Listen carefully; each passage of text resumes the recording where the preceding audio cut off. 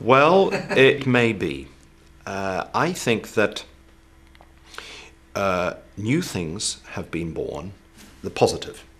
New institutions have been born and are being created under our noses that suggest that, globally speaking, we are moving into an era beyond representative democracy. What are the symptoms of this? The globalization of the language.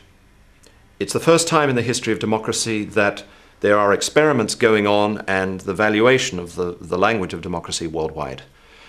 You know that the old joke that in English there are three key words that are now global: Coca-Cola, OK, and democracy.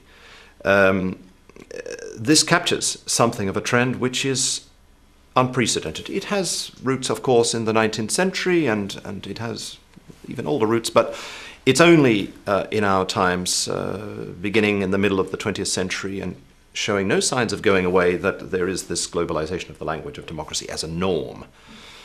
There is also, I think, taking place, for the first time, experiments in power sharing, bargaining and arguing beyond the territorial state. It's happening in the European Union, formation of the European Parliament, for instance. And not without problems. Of course. But think about the growing reliance on summits, forums, the meeting of congresses of experts, multilateral negotiations. I mean, something is going on.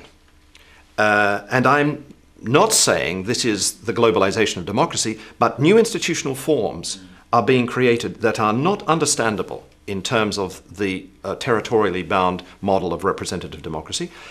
And on the domestic front, so to say, at the sub-governmental level, there is also a change in the meaning of what we understand by democracy and an attempt to find institutions to experiment with new forms.